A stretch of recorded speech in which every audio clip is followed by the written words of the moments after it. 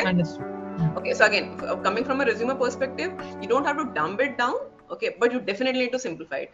Using jargons is no excuse that, I did some complex thing there that, that 2 lines cannot explain.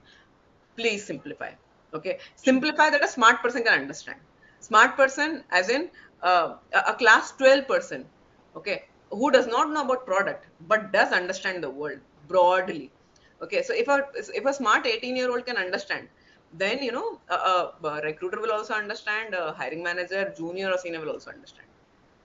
Sure. Okay. Thank you. Yeah. Okay, guys. Any other question before I jump to this workshop? So Aditi, I have a question.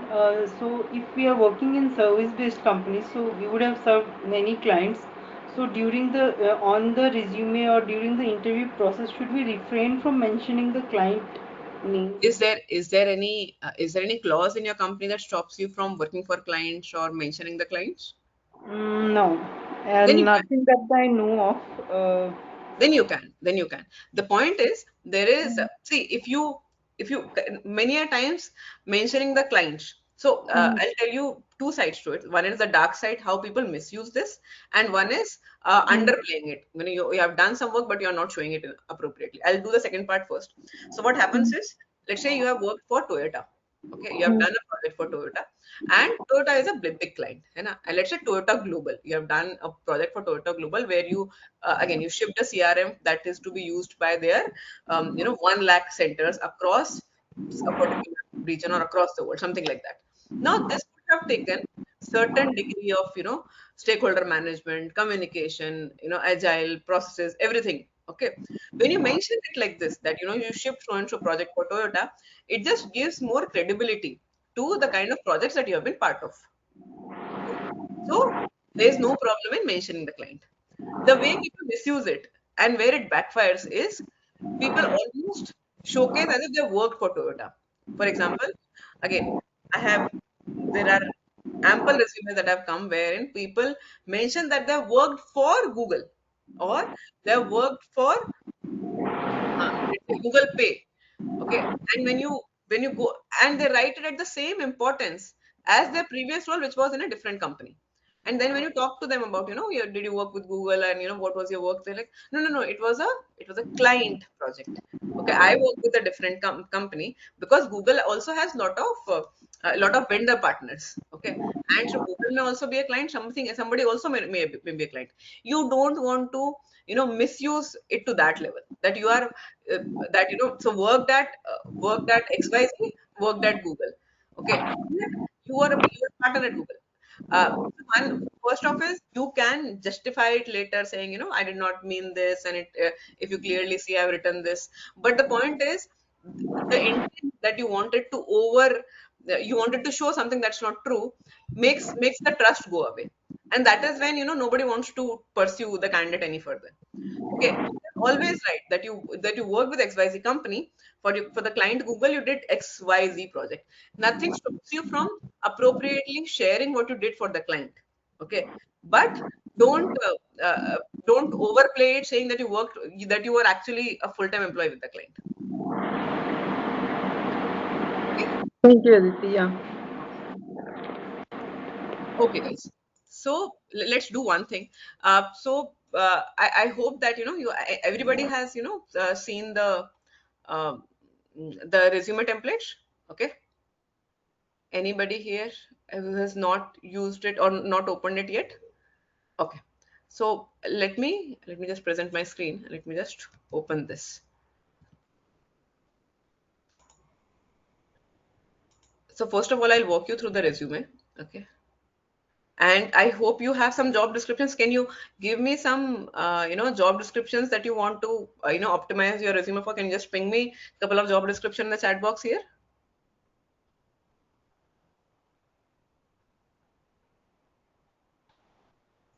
Anyone would like to take that? You know, else I'll pick something of my choice.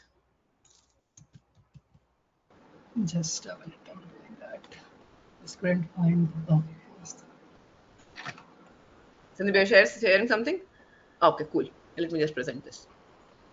let's try to see, let's, and for each one of you, let's try to see whether we are able to, whether any given resume will be shortlisted for this particular role or not. Okay. So this is about a associate product manager for Leap in Bangalore. Okay. Now this one, two connections here, full-time associate. Okay. So I think Sanjita, you had a question. Ranjita, you had a question earlier where you were like, mid to senior. I think you're talking about this aspect, right? This is where it is written mid to senior, and Yes. this is where it's getting confusing, right? Yes, yes. I'd say go a little deeper, and look at the details here. Okay, because this is for LinkedIn to summarize for everyone. Okay, just like they were summarizing for the recruiter, they're also summarizing for the applicant. Okay, so let's look at Aditi, one thing also I would want you to cover while you are analyzing is this. I think Ranjita had asked this question, is that for roles, for example, this is an APM role which might be an entry level or product management role, but here also people would ask that you must have 2+ years of work experience or 3+ years of work experience again, relevant to product. Hmm. Shall someone who does not have a relevant product, 2+ years of product experience, or did not have any relevant experience of product but had matching skills that's there in the resume, should Okay. apply or not? Okay. So, I'll give you how this matters. So what exam, see, if you think that if you're there hiring for an entry level, but they're still looking for 2+ years of product management, uh, the recruiter on the other hand if this is a must have filter for them, that we definitely want experienced folks, they'll put that filter right away. Okay, they'll put that filter right away that you want experienced folks with 2+ years of experience, and at that moment itself your profile will stop getting shortlisted for those roles, irrespective of the fact that they have skills. Okay, but if it is like a good to have requirement for them, and typically what happens is recruiters knows this the best. You cannot figure it out from the resume itself, from the job description itself. So recruiters are often told that, you know what, we are these are the 10 requirements that you have, these two are must haves. So we definitely want somebody, let's say experienced at for 2 years. We are not looking for freshers here. Okay, and if their experience is in product, it will be even better. Okay, so Okay, this is yeah. how they are briefed about it. Okay, there is no way you can figure it out from the resume, but some sorry, from the job description, but some JDs are very explicit in saying that these are must have skills and these are good to Another good to have. these are good to have. Okay, so then that must have is something that they will eliminate profiles on, and good to have is something that if they have to shortlist on only 20. Okay, if somebody has to really go till the end, these are the, so again, take take must haves on their face value, that must have, that means definitely must have. Okay, and if you don't want to apply to less positions because you did not have the good to have values of that particular uh, of that particular JD. Okay. You did not apply because you did not had a must have, right?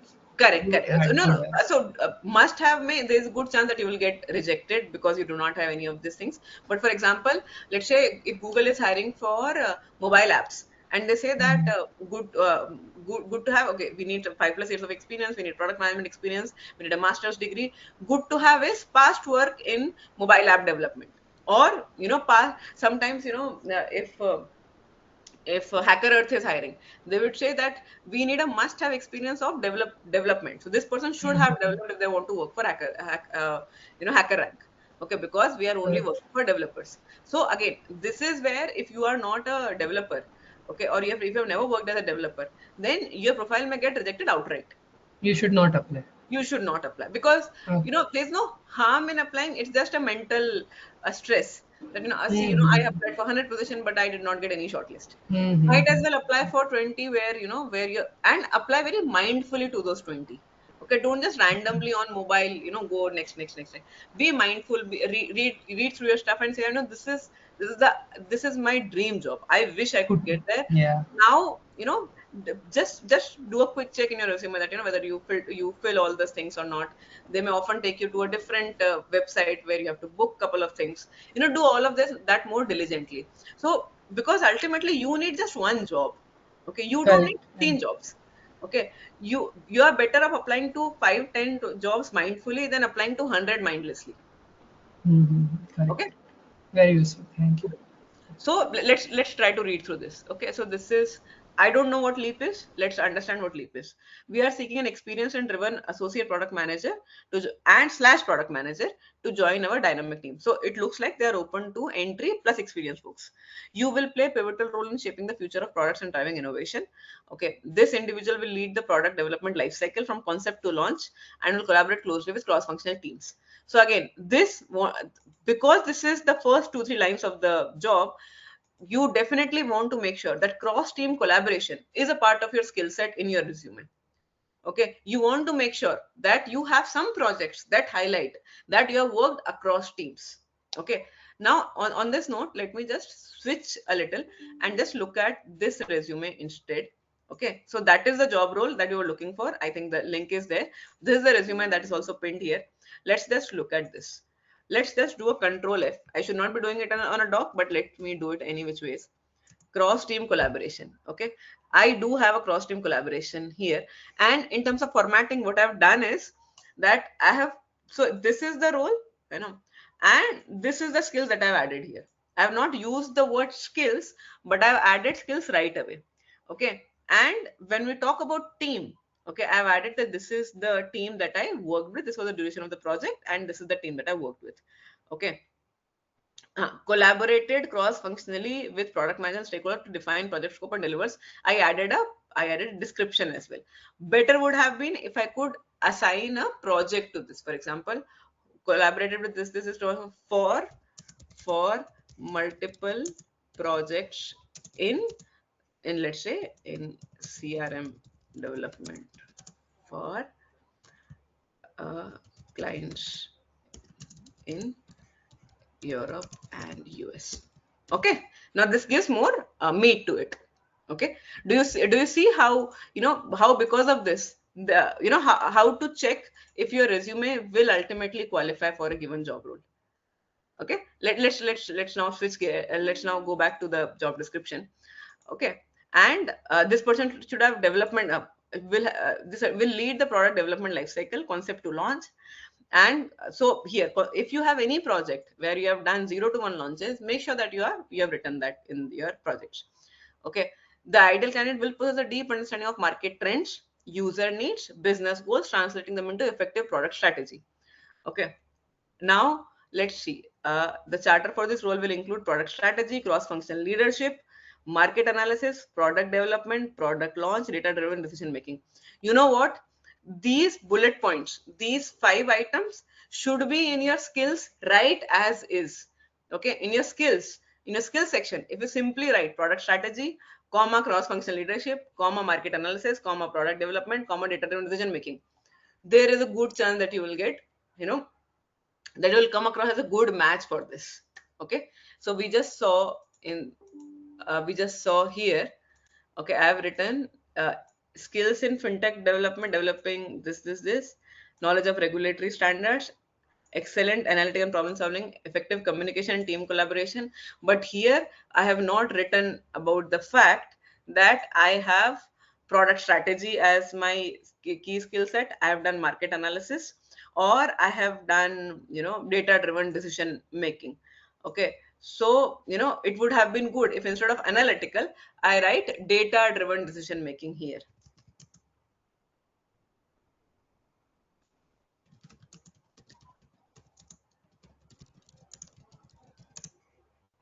Okay, and another was and market analysis. They're not looking for problem solving abilities, and also it is little generic, but market analysis. Okay, so again, makes you come across. So the first thing I see in this resume is there is a brief about me, and because I did this especially for fintech, there is in skills I have written this. So there's a good chance that the bot will pass me through. Very good chance that the recruiter will pass me through. Okay, now again, let's switch again. So develop and communicate clear product vision, strategy, and roadmap. Now the details here will define, how your bullet point should be structured. And I'll just iterate this. It may feel very daunting right now that do I have to do so much of work for optimizing my resume for one job description? But you know what? if you read 15 job description or 5 job descriptions, you will realize they all sound very similar. Okay, when you optimize, that's why I do the hard work of reading through 5. I have read through enough job description of product management, and that's why I can tell you with lot of confidence that they all sound very very similar. Okay, so my recommendation would be read through your target profile, target job descriptions, and then you will realize that these are the keywords that are best suited for my resume. Okay, now let's ideal persona, someone who has owned an important head metric for a product successfully. B2B, B2C product management experience, very good, because that was a fintech. I wrote fintech, but if you have B2B, B2C experience, please do mention that. Do mention your domains. Don't miss out on mentioning your domains. And one good place to do that is on the top itself. So for example, here I have written experience leading initiatives from strategy to launch in lending, payout, card payout, and API development. Now, yes, these are the different things that I've written in the. So when I write fintech, if I have B2B/B2C experience, I can write it in B2B, B2C, comma, e-com domains. Okay. Okay. Now let's move back to the job description. Okay, entrepreneurial experience would be a huge plus, and I'll just cover it in little more detail in just 2 minutes. Product launch, go-to-market experience will be a huge plus. 2+ experience of product management with a proven track record of successfully launching and scaling products. If you have any projects that you have done where you have done scaling or done 0 to 1 launch, do mention that. Strong understanding of agile methodologies and product management best practices, excellent communication skills, effectively convey complex idea for cross-functional teams and stakeholders, data-driven mindset, comfortable working with data analytics tools and making decisions based on quantitative insights, exceptional problem-solving skills, and proactive approach for tackling. Now, this is the process to make sure whether you can check whether your resume fits the bill or not. Okay. Now let's talk about entrepreneurial experience. I'll just quickly open the other resume format that I shared with you. Okay, this is the format. Okay, now in this particular format, so yes, there is a about section, there is the experience, and this is experience of 13 years. Okay, if you look very carefully in this particular format, what I've done is my experience of 13 years ago, okay, is written here in just 2 lines. Okay, I could have maybe even reduced it to 1 line. Okay, similarly, visually speaking, this takes very little real estate, this takes a little more real estate, this takes again a little more real estate. The most real estate is this one, which is my most recent work. Okay, if you also see carefully, there are 4 projects in 6 years. I have done definitely more than 6 projects, but not everything needs to be written in here. Okay, what I wanted to make sure was that I come across, I'll just zoom it a little here. I'll just show you the format and then I'll zoom in with each element. So this is the real estate wise how your resume format should look like. The last part is I wanted to make sure that people realize that I am entrepreneurial in nature, but I don't want it to make a biography as well.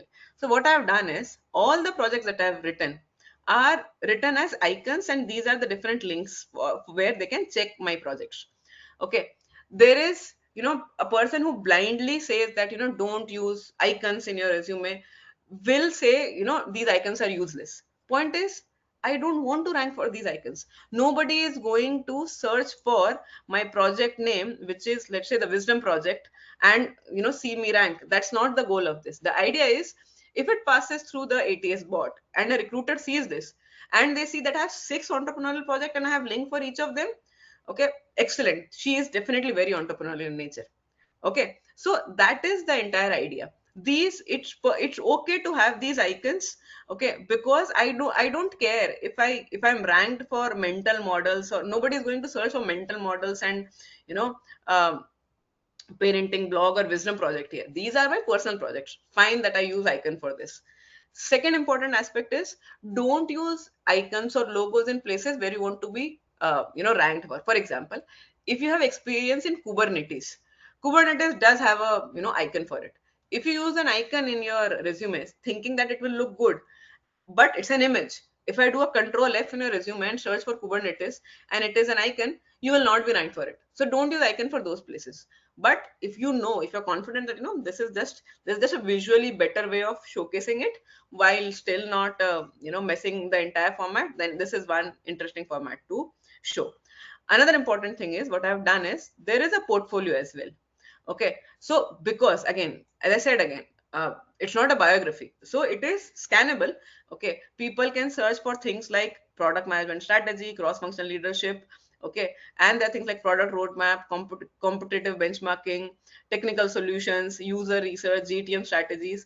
Even if you don't read through the my each of work, you will see these keywords left in here. But what I've done is I've given a detailed link to my portfolio where people can go through all the different things that I've done. Now, suddenly, this becomes very, very lucrative. This becomes very interesting that if somebody wants to really know about me, they have an entire, they have a huge portfolio of me to scan through if they're really interested. But I am not forcing anybody to go through it through my resume. Okay. So if they want limited, it's called, incremental display of information. So gradual increase in the display of information. It's a small scannable format. If you read the sentences, you will realize the impact that I have had. Okay, but if you want to really know more about me, there are ample links for you to check more about me and see how good I am as a maybe product person or leader or entrepreneur or whatever it is. Okay, so yes, so different formats will teach you different things or will be optimized for different things. This is why I've given two different formats. Okay, and again, my advice would be do a control F and look for the keywords that you want to be searched for. If somebody wants to write product manager, just make sure that somewhere it says you are a product manager. Okay, so yeah, so I have product manager written here. I have not written product management here. Okay, so someone can argue that here it was not written, but for product manager my resume will get shortlisted. Okay, guys, so this was the broad part of the workshop, but I assume that you have some idea of how to check whether your resume gets shortlisted. I don't know if you were doing it on the go, and we are also much past into the time. I'll just quickly go through one more important thing that you should use. Okay, how many of you here believe that you should not use ChatGPT for a resume? It's a bad thing. Anybody who believes that you should not use ChatGPT or anything AI to do with resume? Aditi, we can use, but we should make some changes, minute changes here and there. Okay, okay, I feel like that. okay. Sandeep, do you think that you should not use? I believe we should use. We should use, right?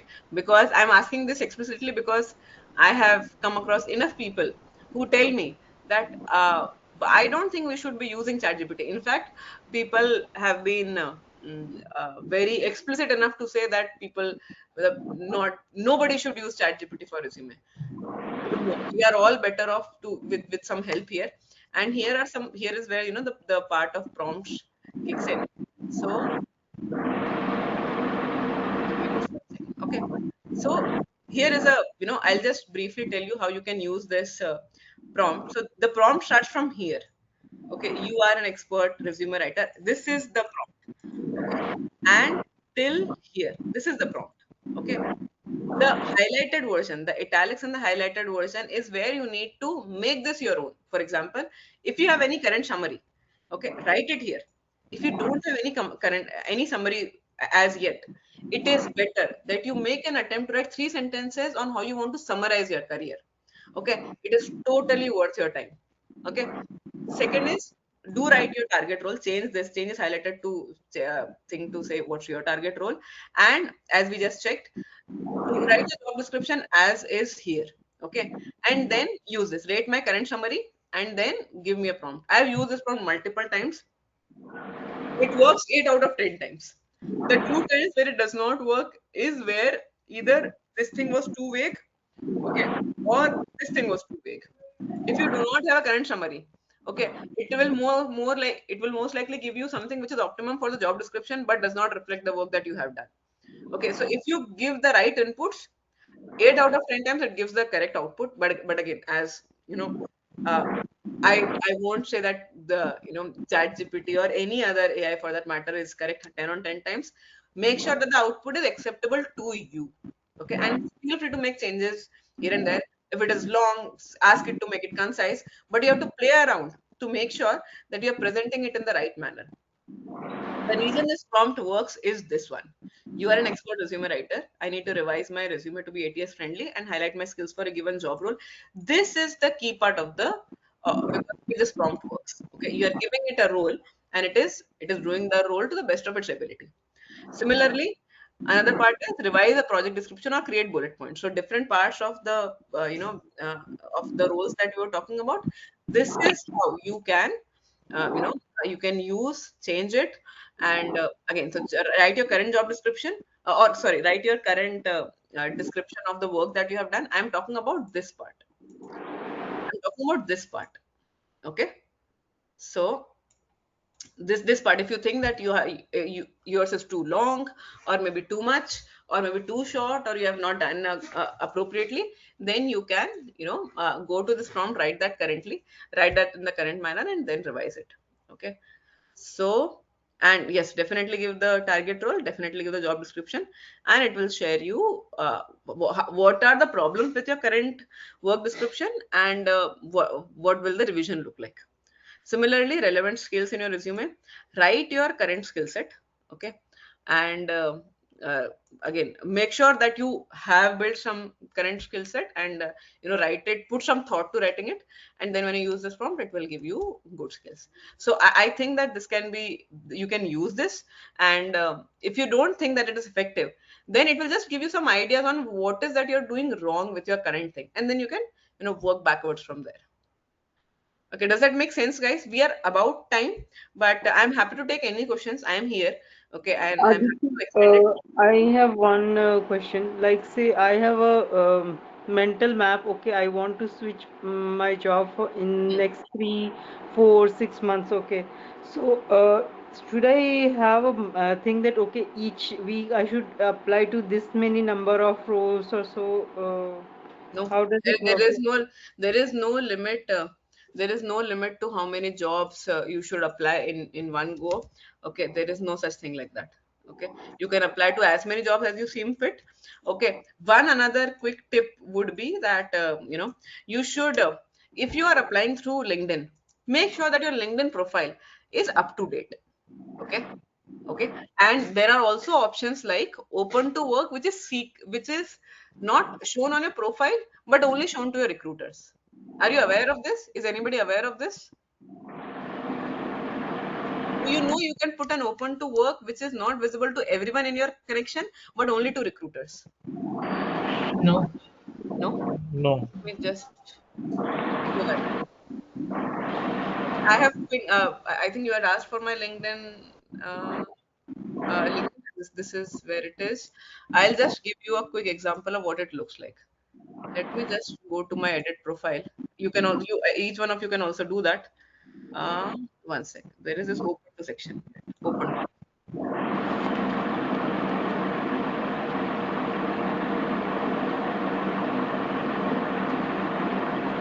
When I say open to, okay, it says, yeah, here visibility is an option. You see this? While you can put in all your preferences, you can say to recruiters only, to all LinkedIn members. So when you do all LinkedIn members, your profile will have this thing there, and it's visible to all your connections. But when you say recruiters only, then it is only visible to recruiters.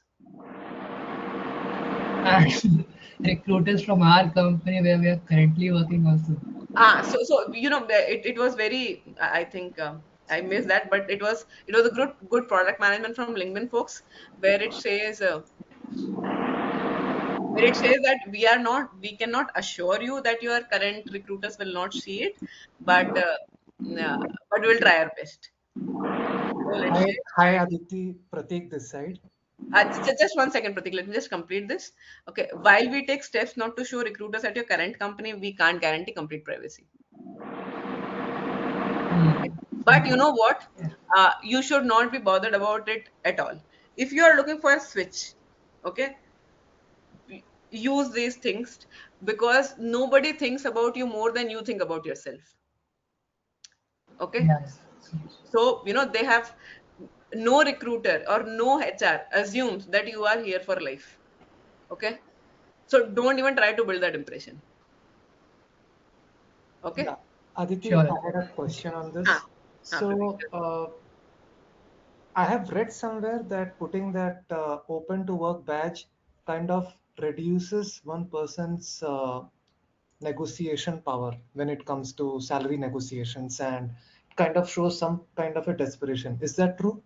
Um, yes and no. So one is, if you are in a situation, okay, if you are in a situation, so that's why I wanted to highlight this open to work, which is not open on your profile, but is only visible to recruiters. Okay, because as I shared in the PPT earlier, that recruiters do have a lot of filters at their end, and open to work is definitely a filter that they have. Okay, and it's not about exclusion. It does not say that exclude all the people who are open to work. It's like include all the people who are open to work. So when a recruiter sees you, recruiters can filter all the people who are open to work. Now this will filter all the folks who have in their profile, either explicitly to everyone in their network, or on a more private level where it is visible only to recruiters, have added that they're open to work. Okay, if you have in your profile, so see, even if you don't write that you're open to work, but you do share that you have been laid off, okay, or you have been without work for x number of months, okay, there's a good chance that recruiter will try to lowball you. Okay, they will try to give you an offer which is lower what you would have deserved otherwise. Okay, that is a very different type of discussion that you need to have. One is you want to, that is where you want to make sure that your interview has been good enough for you to have that negotiation power, and do not come across somebody who will take any role, and that totally depends on what your situation is.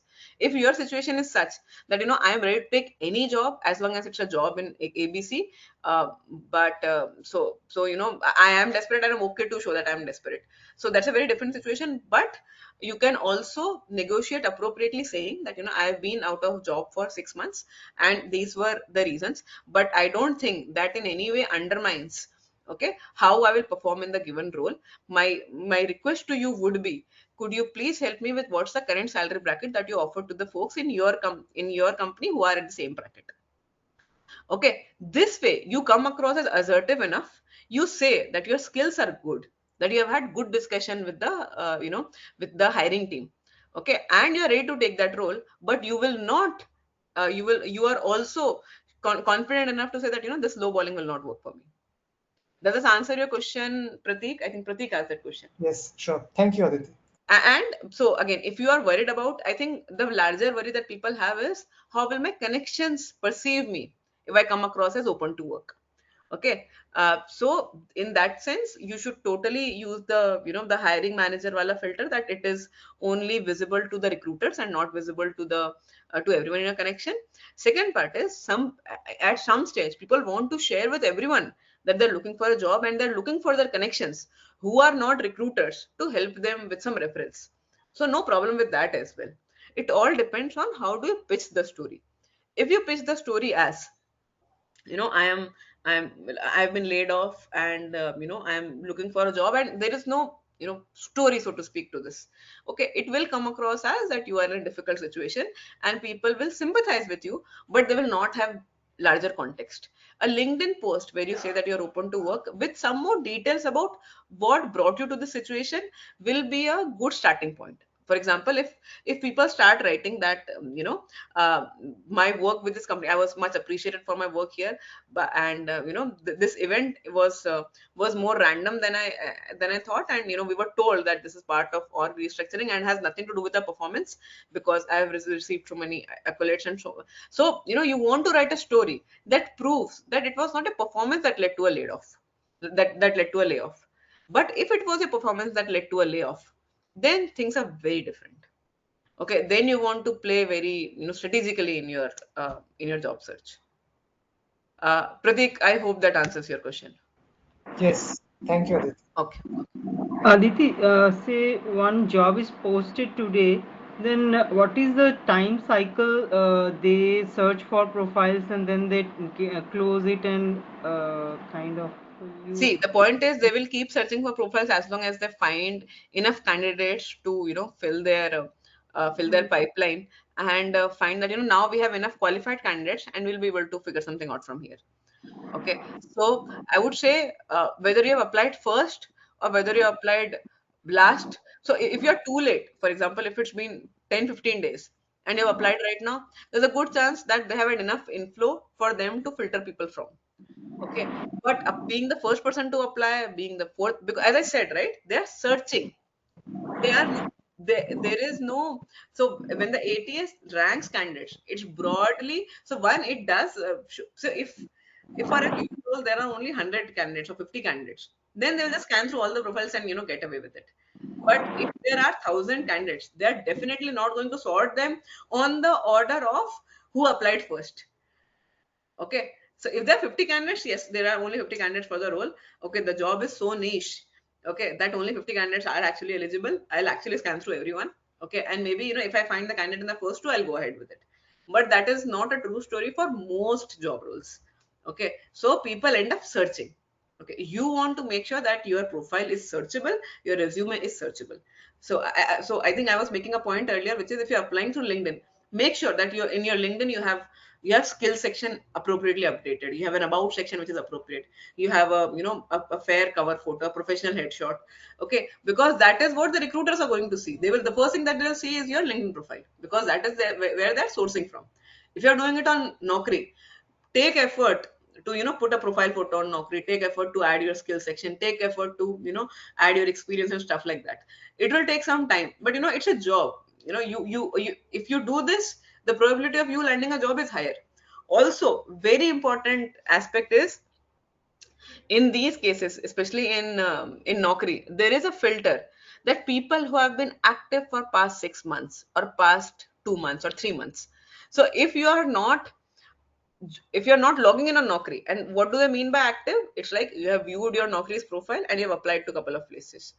If you're not actively opening your profile, if you're not actively applying, Naukri will assume that you are not an active job searcher.